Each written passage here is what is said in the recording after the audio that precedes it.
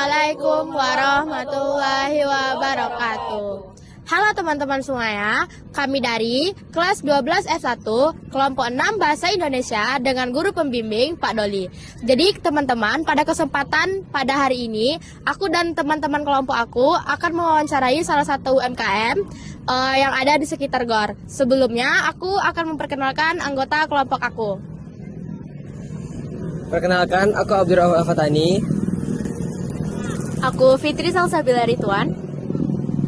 Aku Larea Grazaki Mulia. Aku Nesa Anjeli. Aku Nikesha Nanda Andini. Dan aku Irfan Afdal Dita. Yuk lihat keseruan kami. Jadi teman-teman semuanya, aku udah sama kakak Hedren ya.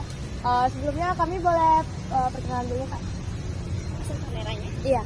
Halo, aku Indah. Aku adalah head brand penanggung jawab Tati Tatu yang ada di GOR Haji Agus Salim, salah satu cabangnya. Oke.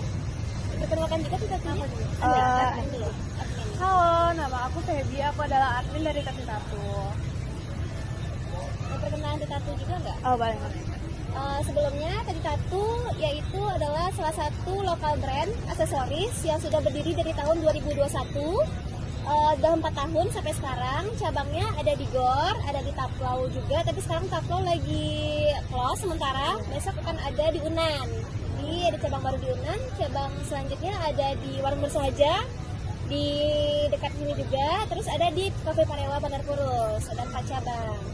Nah, target kami emang dari usia 14 sampai umur 25, emang remaja sampai Gen Z ya. Anak Gen Z lah target kita.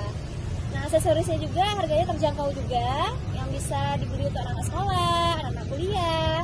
Tapi untuk yang mahal-mahal, yang nggak pricey harganya juga ada. Cuman tetap kita targetnya anak sekolah. Tuh. Berarti kami bisa gabung gitu ya, Kak? Iya, bisa. Jadi kami mau nanya nih, Kak. Jadi Kak, apa alasan Kakak untuk milih usaha aksesoris ini itu daripada usaha-usaha lainnya Kak? Padahal kan masih banyak usaha lain gitu. Iya, oke. Pertama, memilih bidang ini karena sesuai dengan fashion dan minat kakak. Kakak tuh hobi meronce, hobi-hobi bikin-bikin gelang, hobi kalung. Karena dulu sempat, jadi kan zaman corona dulu ya, corona.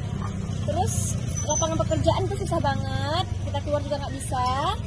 Jadi yang pertama kali kita ada aksesoris tuh kita tuh sebelum ada brand-brand besar lainnya. Pertama kali tuh emang Tati Tatu. Emang di sini cabangnya di pertama kali di GOR ini tahun 2021. Jadi sempat viral di Korea dulu masalah Kak dulu tuh. Korea kan sempat yang bikin manik-manik tuh boyband girl band. Tapi di sini kan nggak ada tuh yang manik-manik tuh, adanya yang paling di Bandung. Nah makanya pengen deh buat di Kota Padang bikin aksesoris.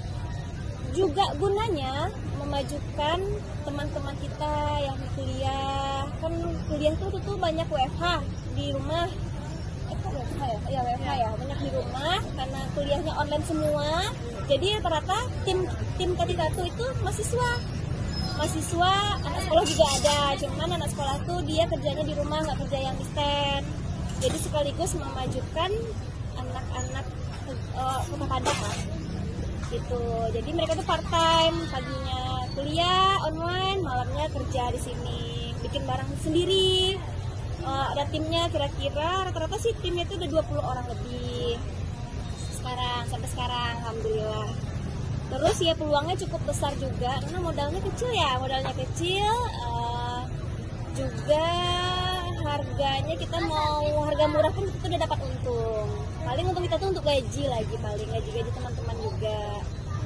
Senangnya itu sih bisa memajukan anak-anak di sini, teman-teman juga dapat ilmu juga. Yang lain anak sekolah juga bisa, cuman ya kita susah ya untuk menerima anak sekolah ya, nanti kena kerjaan. Tapi namanya UMKM ya gak apa-apa lah. Kerja-kerja di rumah, belajar kayak gitu sih. Ya biar bermanfaat bagi yang lain aja. Aku mau nanya nih Kak, apa tantangan kakak dan teman-teman kakak dalam membuka usaha ini atau menjalani usaha ini? Tantangannya sih saat ini sih sangat tantangan ya. Di tahun awal itu tantangannya sedikit ya karena kita sendiri. Tantangannya tuh terjadi di tahun 2022 23, 24 sampai 25 sekarang ini, karena udah ada brand lain yang nggak apa-apa sih, bukan ngelarang mereka untuk meniru, nggak bilang kok meniru atau plagiat. Ya berarti mereka tuh, kita senang karena mereka dapat ide berjualan gitu. Cuman ya tantangannya kita pasti kita menjaga kualitas, menjaga hospitality-nya. Apa itu hospitality ini? Pelayanannya. Jadi kan kalau misalnya produknya bagus sebagus apapun, kalau pelayanannya buruk pasti nggak balik kan. Pasti kita nyarinya, pasti karena dihargai lah. Juga mental untuk tetap bertahan lah di tengah brand-brand lain. Terus ya kayaknya itu aja sih mentalnya. Tantangannya itu aja, menjaga pelayanan, kualitas produk, juga mental bertahan lah. Kalau ada produk lain ya jangan ciut ya. Kita kan juga kita sepede nih, kita pertama kali aksesoris di sini gitu. Iya. Gitu. Kalau misalkan untuk inspirasi produk-produknya gimana? Nah, inspirasi itu banyak tuh. Dari sosmed lah, ada pasti, dari Pinterest gitu. Pasti kita harus ikutin fashion trend tuh. Tren tuh nggak per tahun, per hari malahan, per hari, per minggu Udah beda-beda. Itu berputar terus tuh, dari skena, dari yang lucu-lucu, dari itu. Dan untuk sekarang tuh termasuk tantangan juga, nggak bisa kita ngikutin tren tuh satu tren. Pasti kita ada semua lah gitu. Jadi kalau kita tuh sih konsepnya imutnya sebenarnya, imut. Nah sekarang lagi ada konsep elegannya, ada tokonya tuh nanti tuh di Parewa. Jadi kita juga ada nanti konsep elegannya, konsep cowoknya nanti juga ada next nanti gitu. Jadi kita ngikutin tren lah. Ya dari itu sosmed, dari YouTube, dari Pinterest, nah dari situ sih ngikutin berita-berita artis-artis itu kan juga termasuk fashion ya, model-model, dari bajunya aja mah baju padat kita juga bisa mempadu-padatkan aksesoris. Nggak harus dari semua aksesoris, dari baju juga bisa, dari rumah juga bisa. Gitu. Iya kak. Ya? Ya kak, itu kak sebagai kakak wirausaha ini apa yang kualitas yang terpenting yang harus kakak jaga kan sebagai wirausaha? Kualitas ya. Kualitas terpenting harus dimiliki seorang wirausaha. Yang pertama, yang tadi salah satunya kan mental. Yang kedua tekun. Ketiga keberanian mengambil resiko. Jadi jangan takut di saat-saatnya lagi sepi atau gimana, jangan takut untuk mulai modal besar lagi. Karena kalau nggak gitu ya kita nggak tahu nih kan, kalau kita stagnan di sana aja kan bosan, nggak maju-maju nih kita tuh di sana aja, barangnya di itu aja dari tahun ke tahun gitu. Walaupun kita ngeluarin modal yang besar, jadi kita harus berani ngambil risiko. Jadi jatuh bangkit segala. Ya mau jatuh pun kita nggak bisa menyalahkan, emang roda itu berputar. Jadi emang harus mentalnya terus kuat banget untuk wirausaha ini. Jadi kalau mentalnya belum kuat, masih dengar kata orang, nggak bisa tuh kita berusaha. Kita harus percaya diri. Iya. Berarti yang paling penting itu mentalnya. Mental itu penting banget. Mau setekun-tekunnya kalian mah, mau rajin-rajin, kalau mentalnya gampang dicotin orang susah. Ya kan? Iya. Kak, menurut kakak kunci dari keberhasilan kakak atau tips-tips untuk meraih keberhasilan kakak saat ini apa? Yang berwirausaha. Kunci ya. Kunci utama keberhasilan dalam berwirausaha. Kepercayaan membangun tim sih. Kepercayaan membangun tim, karena tim kita ini kan juga ada rezeki masing-masing ya. Jadi kalau kita udah anak-anak senang, tim teman-teman senang, jadi ngalir aja rezekinya, terus menjaga kualitas. Itu kunci juga tuh, Jadi mental tim itu juga perlu. Jangan mental bosnya aja. Kalau bos nggak tahu mental tim, nah pasti susah sih. Ya. Karena tertekan gimana ngelayaninnya? Bete kan mukanya kalau bete, customernya juga bete belanja. Nah jadi setiap hari harus nanya keadaan tim gimana. Ya kalau owner nggak sempat, ya itulah ada headnya. Nggak ada headnya, ada SPV-nya. Itu ada tingkatannya. SPV yang ngurus mental tim. Kalau terus juga kualitas barang, terus juga branding juga. Kalau emang konsepnya dari awal itu ya udah pertahankan aja. Nanti kalau ngikutin tren juga ada barangnya, jadi barang yang lama itu jangan hilangin. Itu kan orang terkenalnya ini juga barangnya gitu. Konsepnya tetap ada, cuman di upgrading aja. Ya, terus baik sama pelanggan. Nah, pelanggan ini nggak sekali belanja. Kalau kita pengusaha nih kalau bisa balik-balik terus kan. Jangan dicuekin sekali. Yang seremnya pelanggan nih sekali dia kecewa dia nyamper ke temannya. Keluarganya. Itu udah kayak konten berjalan tuh. Lebih ngeri pada sosmed lagi. Karena tuh valid kan dari mulut biasanya kan. Kayak gitu. Jadi mau dia bete, mau dia marah-marah ke sini, kita tetap tersenyum. Intinya harus ada komunikasi yang bagus. Iya harus bagus. Jadi walaupun nggak beli mereka tetap terima kasih ya kak ya. Balik lagi hati-hati di jalan. Nah, kalau dia beli banyak didoain ya, gajinya rezeki lancar. Tapi senang tuh kayak gitu tuh. Itu tipsnya juga tuh sama teman-teman juga yang lain. Bukannya muluk-muluk mana ya ngomongnya? Gimana ya? Menjilek gitu bukan. Itu tuh menjaga apa namanya? Kerjasama ya. Kerjasama kayak kerjasama kita sama seseorang. Bersama kita dengan pelanggan.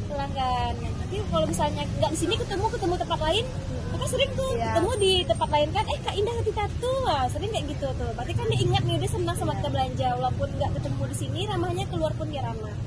Siapa tahu yang dilengkani DPR kan, orang-orang yang hebat kan, mana tahu kan, anak presiden kan. Nah, jadi nggak usah mandang kerjanya, manusianya itu harus kita layani dengan baik. Memang nggak boleh milih-milih lah, semuanya rata.